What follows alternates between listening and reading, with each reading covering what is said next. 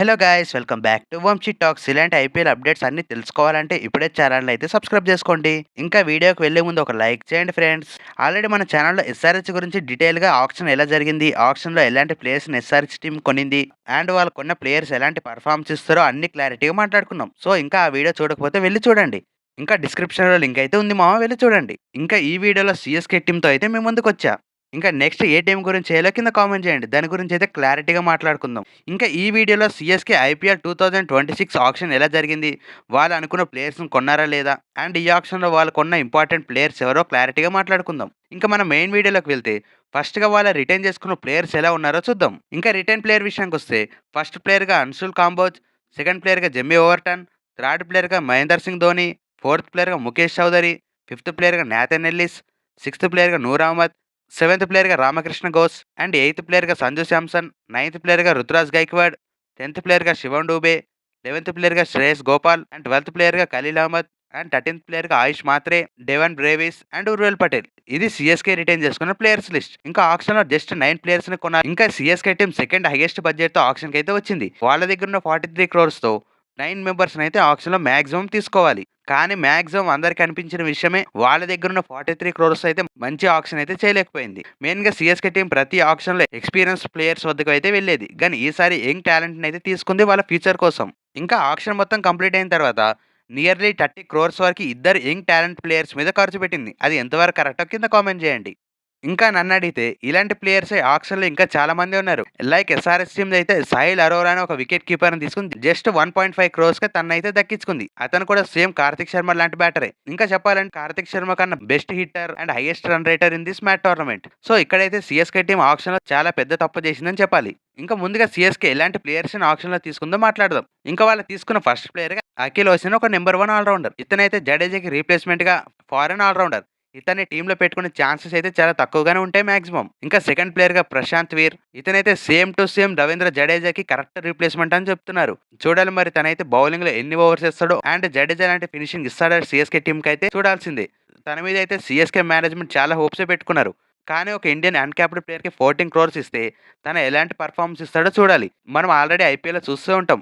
ఆక్షన్లో highest price పెట్టిన ఏ player కూడా ఒక్క ఇయర్ కూడా పర్ఫార్మెన్స్ అయితే ఇవ్వలేదు. Like Venkatesh Iyer and Rishabh Pant. ఇలాంటి ఎక్స్పీరియన్స్ ప్లేయర్స్ ఆక్షన్లో అంత ప్రైస్కి వెళ్ళాక వాళ్ళైతే పర్ఫార్మెన్స్ ఎలా ఉందో చూస్తున్నాం.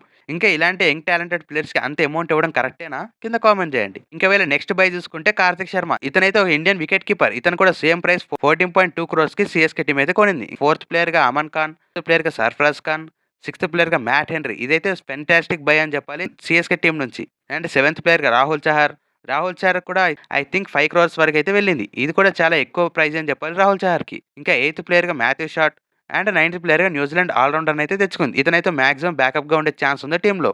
ఇది సిఎస్కే టీం యొక్క retention and auction players list. ఇంకా ఇప్పుడు మనం మెయిన్గా ప్రశాంత్ వీర్ అండ్ కార్తిక్ శర్మ గురించి అయితే మాట్లాడుకోవాల్సిందే.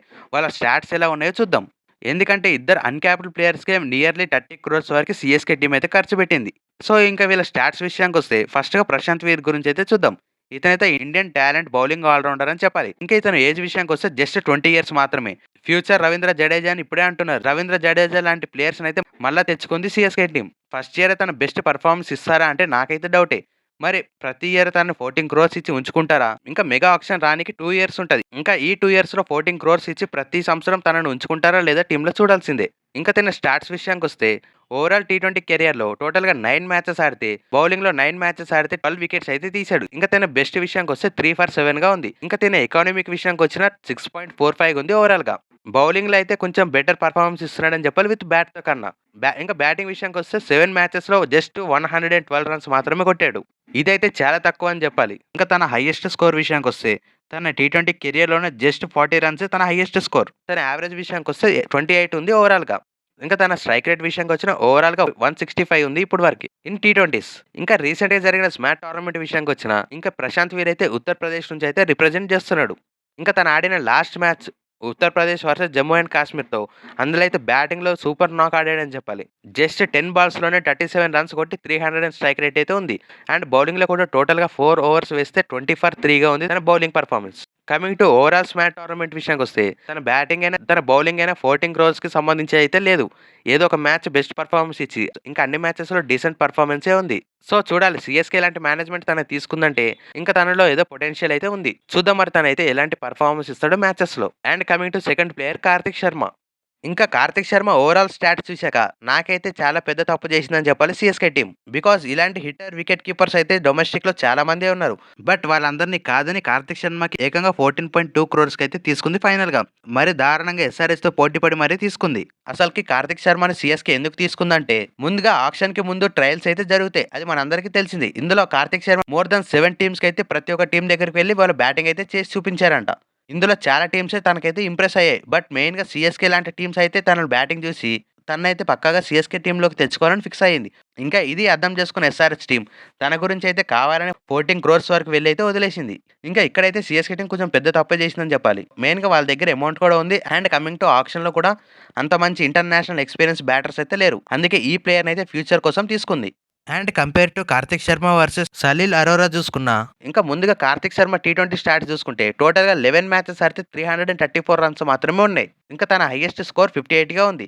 తన యావరేజ్ విషయానికొచ్చిన 30 ఉంది టోటల్ యావరేజ్. ఇంకా తన స్ట్రైక్ రేట్ అయితే చాలా తక్కువ అనిపించింది నాకు. జస్ట్ 162 మాత్రమే ఉంది. అండ్ స్మాట్ టోర్నమెంట్‌లో కూడా అనుకున్నంత పెర్ఫార్మన్స్ అయితే ఇవ్వకపోయినా రాజస్థాన్ తరపున అయితే రిప్రజెంట్ చేశాడు. జస్ట్ 5 మ్యాచెస్‌లో 133 రన్స్ మాత్రమే కొట్టాడు. ఇతనైతే ఒక బెస్ట్ 6 హిట్టింగ్ బ్యాట్స్‌మన్ అయితే అర్థమైతుంది. ఇంకిప్పుడు సలీల్ అరోరా విషయానికొస్తే ఇతను స్మాట్ టోర్నమెంట్‌లో జస్ట్ 8 మ్యాచెస్ ఆడి 358 రన్స్ అయితే కొట్టాడు. ఇంకా తన హైయెస్ట్ స్కోర్ 125గా ఉంది. తన యావరేజ్ విషయానికొస్తే 71గా ఉంది. ఇంకా తన ఓవరాల్ స్ట్రైక్ రేట్ అయితే 200. ఇంకా ఈ 2 వికెట్ కీపర్స్ విషయానికొస్తే ఇద్దరు కూడా ఇంకా బెస్ట్ హిట్టర్స్ అని చెప్పాలి. చూడాలి మరి ఈ ఇద్దరు ప్లేయర్స్‌లో ఎవరు హిట్ అయితారో, ఎవరు ఫ్లాప్ అయితారో చూడాలి నెక్స్ట్ ఇయర్. ఇంకా ఇప్పుడు సీఎస్‌కే యొక్క ప్రాబబుల్ ప్లేయింగ్ 11 ఎలా ఉంటుందో చూద్దాం. ఇంకా ఓపెనింగ్ విషయానికొస్తే ఆయుష్ మాత్రే అండ్ సంజు శాంసన్ అయితే ఫిక్స్. ఇంకా వన్ డౌన్‌లో రుతురాజ్ గైక్వాడ్ కెప్టెన్‌గా అండ్ ఫోర్త్ పొజిషన్‌లో బ్రేవిస్, ఫిఫ్త్ పొజిషన్‌లో శివం డూబే, ఇంకా సిక్స్త్ పొజిషన్‌లో ఏ ప్లేయర్ ఆడతారంటే వాళ్ళైతే ఫినిషర్‌గా తీసుకున్న 'కార్తిక్ శర్మ' లేదంటే 'ఉర్వెల్ పటేల్'. వీళ్ళిద్దరిలో ఒకళ్ళైతే పక్కాగా ఆడాలి. ఇంకా మెయిన్‌గా ప్రైస్‌తో సంబంధం లేకపోతే 'ఉర్వెల్ పటేల్' అయితే ఈ పొజిషన్‌కి బెస్ట్ ప్లేయర్‌గా సూట్ అయితాడు. తన స్ట్రైక్ రేట్ తను ఉన్న ఫార్మ్ అయితే వేరే లెవెల్‌లో ఉంది ఇప్పుడు. బట్ చూడాలి మరి సీఎస్‌కే టీమ్ 'కార్తిక్ శర్మ'ని పెడుతుందా? లేదంటే 'ఉర్వెల్ పటేల్‌ని పెడుతుందా? అండ్ కమింగ్ టు సెవెంత్ పొజిషన్‌లో ప్రశాంత్ వీర్, ఎయిత్ పొజిషన్‌లో ధోనీని అయితే పెడుతున్నా. మాక్సిమం ఇదే పొజిషన్‌లో వచ్చే ఛాన్స్ ఉంది మహేందర్ సింగ్ ధోని. ఇంకా నైన్త్ ప్లేస్‌లో నూర్ అహ్మద్, 10థ్ ప్లేస్‌లో ఖలీల్ అహ్మద్ అండ్ 11థ్ ప్లేయర్‌గా నాథన్ ఎల్లిస్. ఇంకా ఈ ప్లేయింగ్ 11 మొత్తం చూశాక Brevis, Noor Ahmad and Nathan Ellis ఈ ముగ్గురు ఫారెన్ ప్లేయర్స్ మాత్రమే కనిపిస్తున్నారు. ఒక ఇంపాక్ట్ ప్లేయర్‌గా ఫారెన్ ప్లేయర్‌ని అయితే తెచ్చుకోవచ్చు సీఎస్‌కే టీమ్. ఇంకా ఇంపాక్ట్ ప్లేయర్‌గా ఎలాంటి ఆప్షన్స్ ఉన్నాయని చూస్తే Akeal Hosein, Matt Henry and Jamie Overton వీళ్ళ ముగ్గురులో ఒకరినైతే తెచ్చుకునే ఛాన్స్ అయితే ఉంది. అండ్ ఇండియన్ ప్లేయర్‌గా అన్షుల్ కాంబోజ్ కూడా ఉన్నాడు. ఇంకా ఈ ప్లేయర్ విషయానికొస్తే స్మాట్ టోర్నమెంట్‌లో సెకండ్ హైయెస్ట్ వికెట్ టేకర్‌గా ఉన్నాడు ప్రస్తుతానికి. టోటల్‌గా 20 వికెట్స్ తీసి సెకండ్ బెస్ట్ వికెట్ టేకర్‌గా ఉన్నాడు ఈ టోర్నమెంట్‌లో. సో చూడాలి తనకు అవకాశం ప్లేయింగ్ లెవెల్‌లో దొరుకుతుందా? లేదో. సో చూడాలి మరి తనైతే మంచి ఫామ్‌లో ఉన్నాడు. మరి తనకు కూడా ప్లేయింగ్ లెవెల్‌లో అవకాశం దొరుకుతుందా లేదా కింద కామెంట్ చేయండి. ఇంకా మీరు అనుకుంటున్న ప్లేయింగ్ లెవెల్ ఎలా ఉంటుందో కింద కామెంట్ చేయండి. ఇక్కడి వరకు వీడియో చూసినందుకు థాంక్ యూ.